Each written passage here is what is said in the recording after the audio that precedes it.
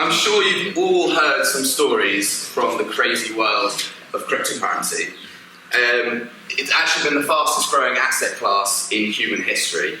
And Bitcoin, which is, I'm sure you've heard of Bitcoin, is thought of as the equivalent of digital gold. I'm not going to go into too much detail about it.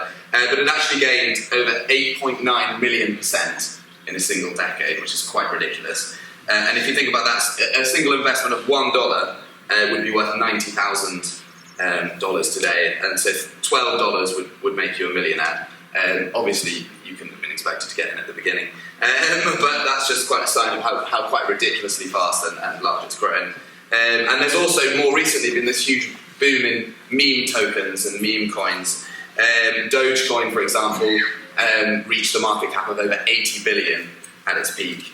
And of course, you may have seen all these apes and cats and things selling for millions as NFTs. Quite ridiculous, but quite funny. And yeah, so after this historic rally we most recently had during COVID lockdowns, we're now in the midst of what's called crypto winter, and we've seen huge crashes from this kind of peak euphoria and speculation. Dogecoin, for example, is down over 90% from its peak, and this is actually the chart of Dogecoin that you can see. And you also may have heard of all of the scams and rug pulls, and even the enablement of illegal activities on the dark web. So why am I here talking about crypto in an environmental conference? Well, there's actually also a much more exciting, in my view, area of cryptocurrency that has the potential to save the environment and regenerate the planet. And I actually just did a TED talk on this subject, and it was released about a week ago. So go give it a watch if you're interested to learn more. But I'll give you a kind of synopsis in this talk about what I talked about. And so yeah, I'm here to tell you about my journey into this exciting sector, and then also tell you how you can be involved and make your own impact on the world. So in terms of my past, my interest in technology started, I think, with this state-of-the-art computer back here. I became addicted to a game called RuneScape. I don't know if anyone played that. But as well as playing video games, with Connor actually as well, I also became fascinated with building websites. So this was one of the first websites I made. I started with a blog and then started writing about tech and gadgets and jailbreaking. We can put software on your iPhone and do all sorts of weird things. And hacking. But what eventually happened is, I don't know if you can see, there's a downloads page there, and I started putting free cracked software up there, and eventually a computer lawyer got in touch with me and had to shut down the site. So that was my first kind of dabble in there. So that was quickly shut down. But during my time at Bryanston, I actually kept on making websites. It's always something I've enjoyed, kind of building these kind of things. This one was a sort of select and find the exact right tech that you wanted in your home. It was a fun prototype to build. And this one actually I experimented with building a sort of Bryanston social media chat thing that connected with the portal. It kind of was a brief little experiment, but quite fun. And I made various sorts of other ones along the way. But I also continued with my hacking interests. And I have to admit, it did get me in quite a lot of trouble one time at Bryanston. Ended up getting suspended. I never had malicious intent, but it was just kind of fun, challenging, exciting. So don't do that. But I ended up studying management with innovation, and it's been the most brilliant course for me, given me the freedom to kind of explore my interests and the innovation side to set up my own enterprises along the way, and they guide me through that whole process. So couldn't have worked out better, and it's kind of funny looking at that. If anyone wants to talk about University of Bristol or those two courses, then definitely come grab me afterwards, and I can tell you about it. So actually what my university allowed me to do is give me the freedom to explore my evolving interests, which increasingly became this world of cryptocurrency.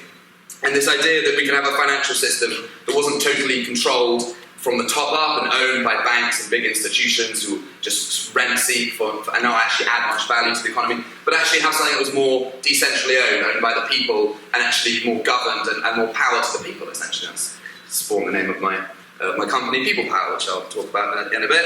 And so, yeah, it provides a sort of promise of a more decentralized and democratized future, and the ability to sort of build these new systems from the ground up and really redesign them, think back from the base layer and kind of disrupt these incumbent systems that we've been handed to us from the older generations. But yeah, the evolution of the cryptocurrency sector has been anything but straightforward, and there's been a sort of host of issues and other things that have, and controversies in the sector. So one of the ones I'll briefly mention is the huge energy consumption. I'm sure you may have heard of that. How can crypto be so good for the environment if it's consuming so much energy? I won't go into the details of it, but it's all to do with the way that Bitcoin makes itself decentralized. Is it has all of these computers competing to solve math problems in order to run the network, essentially. And that consumes a lot of electricity. So actually, as much electricity as the entire country of Sweden, which is crazy if you think about it. And on Ethereum, minting an NFT can have the carbon emissions equivalent of driving 1,000 kilometers in a petrol car.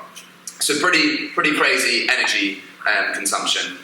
But actually, just briefly, that's the old generation of crypto. There's actually new blockchains which are vastly more efficient, and some even which are carbon positive, so removing more carbon from the atmosphere than they're producing. And that's where what I'm going to talk about in a second. And the other side is the bit I mentioned at the beginning, is all this kind of striving to make a profit, gambling, speculation. It can be entertaining, it can be fun, and sure, people can do that, but it doesn't necessarily actually add much real value to the world, and it's not really my kind of area of interest. So with all this negative environmental impact and so many crypto projects being useless speculative instruments for gambling, why am I still so interested in this sector? Well, it's because of ReFi. So within crypto, there's this movement known as regenerative finance, and its aim is to create a financial system that is totally geared around restoring the health of individuals, communities, and the planet, creating positive impact, restoring ecosystems, stabilizing the climate, and supporting regenerative industries such as in energy, but also in agriculture, and also the circular economy, which Connor's going to talk about. And so there's, this is only a brief snapshot of the sector, but there's, loads and loads of projects which you can go find out about doing all range of interesting things. And so I'll briefly go into some of the examples. So you may have heard of carbon credits or carbon offsetting. And so the premise is that there's a financial incentive for projects that remove carbon from the atmosphere. So say you set up a forest on your land that was sequestering a certain amount of carbon in the woods. You could then produce carbon credits, which can then be bought by companies and people wanting to offset their emissions. It's a controversial sector because there's various problems with carbon offsetting, but basically there's a whole range of ReFi projects that are helping to solve some of these problems and help make it one of the most powerful forces to combat climate change, by actually putting a price on carbon and providing money and support to regenerative initiatives. I was actually just recently in Costa Rica, and they've been using these credits for years now, and they've actually been one of the first tropical countries to reverse deforestation, and they've got a crazy amount of beautiful wildlife there. It's an amazing country. I think carbon credits can be a really powerful force, and like I said, there are lots of exciting ReFi projects working on bringing these more mainstream and creating a sort of infrastructure for carbon credits. The other thing is with the NFTs, they don't have to just be silly pictures of apes and cats. They can also be supporting regenerative initiatives around the world. So we've got the Crypto Coral Tribe. They've got a really awesome community of people, and they're selling these coral NFTs that support the regeneration of coral reefs, and doing all sorts of other stuff in the circular economy. Even going to collaborate with Connor here and doing some things. The 100 Million Mangroves Project, so they're selling crypto art that's then supporting the regeneration of mangroves and coastal regions. We've got some pretty cool projects. And then this is a green wall in the Amazon. And so it actually, by buying up this land, they're blocking the deforesters and creating this so-called green wall. Certainly feels like a wall I can get behind, as opposed to some of the other walls being built or proposed. And so the final one I wanted to talk about is this idea of having money that's actually backed by nature itself. So you may be familiar that money used to be backed by gold. It was called the gold standard, and they'd have gold in a vault, and that would support the value of the currency. You could exchange it for the gold. Now it's more supply and demand driven, more free floating. But what if we could actually return to a system where our money was based on the natural capital and nature in the world? So if you improve the state of nature, the biodiversity, the number of forests, then the value or supply of this money could go up, and conversely the other way around. So there's actually already some really exciting examples of this happening in the ReFi space, and we're sort of at the early days of seeing these kind of things evolve. But I think it's a really exciting potential of actually making a system that's regenerative by design. PeoplePower, there we are. So this is my company that I've set up recently called PeoplePower.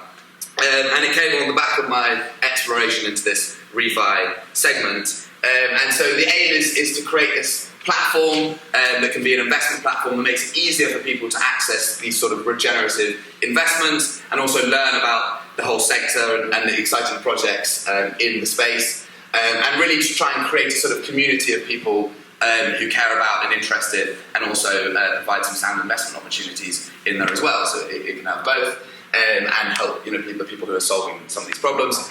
And on the other side, we're also helping companies ideate and explore and bring new projects into this ecosystem, in renewable energy, circular economy, natural capital, and we've got a number of exciting projects that we're hoping to bring to the ReFi segment, and hopefully bring them all together in one place in this platform. So that's what I'm building, and hopefully I can have some more exciting news to share down the line, but we're still quite early days. So the vision for ReFi and for PeoplePower, what I get excited about and how I want to visualize the future and disrupt the future towards, is this idea of SolarPunk. You may have heard of cyberpunk. It's that kind of dark, you often see it in sci-fi movies, kind of desolate deserts of this kind of techno world that's depressing and kind of corrupt. SolarPunk is kind of flipping on its head and going, okay, why don't we have green roofs, pedestrianised roads, renewable energy, and green spaces, and at the same time, there's this idea of not being dominated by these vast centralised power structures and big tech corporations to actually create this more democratic and more egalitarian society. So I think that is the vision that I want to fight towards, and hopefully can inspire people to fight towards as well.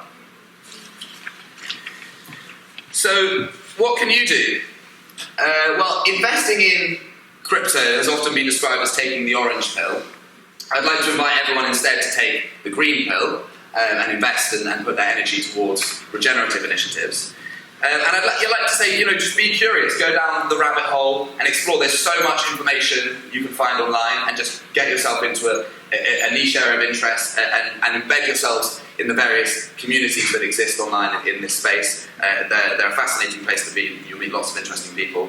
Whatever your interests are, if it's science, technology, ecology, economics, politics, philosophy, it's a very multidisciplinary pursuit. So definitely, go down the rabbit hole. Everyone can take a part, and it can create, lots of opportunities and prosperity for you, but also aligned with that of the planet as well. So join me, and together let's fight for this regenerative future, and let's make crypto an exponential force for good in this direction. So we need to disrupt the future, or there'll be no future at all.